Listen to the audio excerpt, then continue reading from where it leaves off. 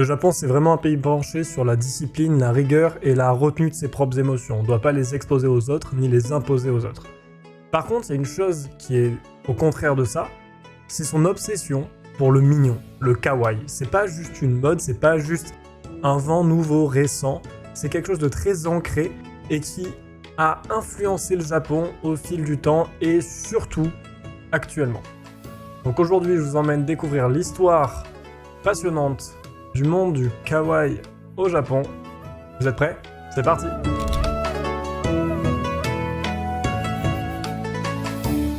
Contrairement à ce qu'on pourrait croire, le kawaii n'est pas apparu au XXe siècle au Japon. Non, au contraire, il a des racines bien plus anciennes. Il n'est pas apparu avec Hello Kitty. C'est quelque chose de constant dans la culture japonaise.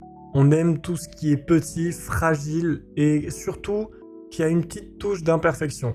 C'est littéralement les principes du mono no aware. La beauté dans l'imperfection et surtout la beauté dans les choses qui ne durent pas. En gros, c'est vraiment tout ce qui est petit, vulnérable et surtout temporaire, qui est dans cette catégorie du kawaii et du mignon. Donc un chaton, un enfant, une fleur. Tout ça, c'est vraiment l'instinct de protection du mono no aware. On va repartir de la base. Le Japon, c'est profondément marqué par le shintoïsme, une religion sans dogme ni livre sacré unique, mais avec une idée centrale. Tout peut avoir un esprit. Les montagnes, les rivières, les animaux, les objets, et on appelle ces esprits les kami. Dans cette vision du monde, un animal, c'est jamais juste un animal. Il peut être messager d'un dieu, protecteur d'un lieu, symbole d'une force invisible. Le renard d'Inari, le cerf de Nara, le chat porte-bonheur, le maneki neko. Et déjà là, on voit quelque chose, les animaux sont pas seulement respectés, ils sont personnifiés. Et pendant l'époque Edo, le Japon connaît une longue période de paix, les villes grandissent, une culture urbaine populaire apparaît, des estampes, des caricatures, des dessins humoristiques, des animaux humanisés, les tanuki farceurs, les chats espiègles, les animaux qui boivent, dansent, se déguisent. On rit, on s'attache, et surtout on projette les émotions humaines sur des créatures non humaines. Le kawaii n'est pas encore un nom, mais l'idée est déjà là, une société dure qui a besoin de douceur. Et maintenant on va faire un petit bond dans le temps, on va arriver au Japon moderne qui est une société extrêmement exigeante. Des pressions sociales, des pressions professionnelles, des normes sociales très fortes et peu de place pour l'expression émotionnelle directe. Et c'est là que le kawaii devient vital. C'est une soupape émotionnelle. Un petit personnage tout mignon peut dire ce qu'un adulte japonais n'a pas le droit d'exprimer ouvertement. Le tournant décisif, c'est les années 1970. Le Japon, il est en plein boom économique, la société se transforme, des jeunes générations se cherchent. C'est à cette époque que le terme kawaii entre dans le langage courant, mais surtout qui change de sens. En parallèle, une des nouvelles générations de créateurs commence à imaginer des personnages attachants, des visages ronds, des grands yeux, des formes simples, et parmi eux, un personnage en particulier va tout changer. Hello Kitty, un chat sans bouche, un visage minimaliste, une figure douce, simple, qui incarne à la fois la tendresse et la neutralité. Son succès est immédiat, en quelques années elle envahit les sacs, les papeteries, les vêtements, les produits du quotidien. Et ce qui est fou, c'est de se dire que Hello Kitty, c'est pas juste un personnage, c'est vraiment un phénomène social. Les entreprises ont compris grâce à ça que le kawaii est vraiment un levier économique fort et avec un potentiel colossal. Tout le monde veut maintenant sa mascotte kawaii. Les banques, les villes, les administrations, les partis politiques, tout le monde est intéressé pour exposer aux yeux du monde une face plus joviale et qui va créer un lien plus facilement avec la population. Le kawaii, c'est vraiment devenu un moteur économique puissant. Sanrio réalise des milliards de yens chaque année, mais aussi des petites entreprises artisanales qui tirent leur épingle du jeu. Les marchés d'objets kawaii, les conventions, les cafés à thème, tout ce secteur pèse plusieurs milliards. Dans une société où les règles sont aussi strictes que le Japon, où le conformisme prime, le kawaii vient apporter cette légèreté, cette douceur et cette expression qui est pourtant tellement mal vue dans ce pays-là. Imaginez juste un salaryman japonais qui est à son bureau en train de travailler, qui a des règles par-dessus la tête, un travail hors norme et surtout qui est dirigé par une main de fer intransigeante. Et là, sur son bureau, il a juste une petite statuette kawaii, une petite statuette Hello Kitty ou de n'importe quel animé ou de n'importe quelle mascotte. Et cette petite tendresse va simplifier un peu le passage de la journée plutôt que d'avoir que des règles strictes et carrées en permanence. Et il y a aussi les animaux qui vont jouer un rôle très important parce qu'ils incarnent à la fois une connexion avec la nature et quelque chose de sain, et en même temps ce côté mignon, tendre et attachant. Au Japon, certains animaux deviennent de véritables stars. Le chien Hachiko, qui est un symbole de loyauté connu dans le monde entier.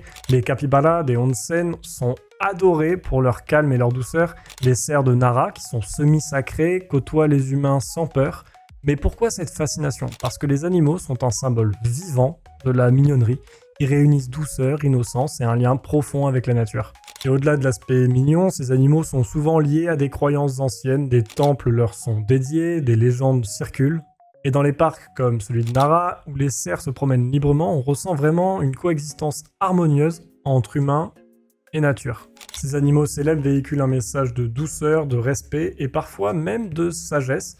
Et pour comprendre le kawaii dans toute sa splendeur, faut se rendre à Harajuku.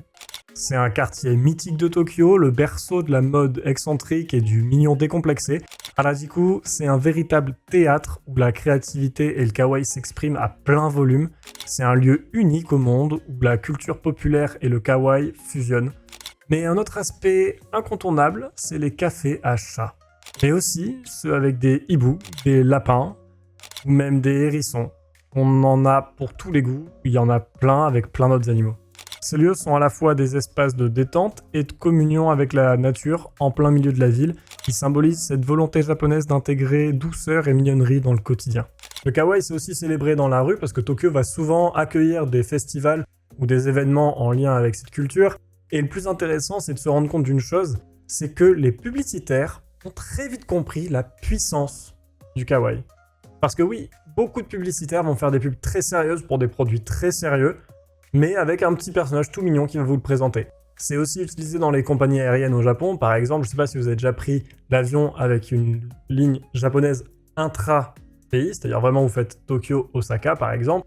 J'ai eu la chance de le faire et en fait, les consignes de sécurité ne sont pas données par les hôtes ou hôtesses de l'air. Non, c'est donné par des Pokémon. Je rigole pas, vous avez un petit écran et c'est Pikachu qui vous explique comment mettre votre gilet de sécurité, tout ça. Vraiment, tous les publicitaires ont vraiment compris que le kawaii a une puissance de communication hors du commun.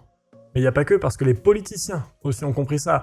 Beaucoup de partis politiques ont une mascotte, ont une façon de s'adresser de façon plus enfantine, ou plutôt moins stricte à la population.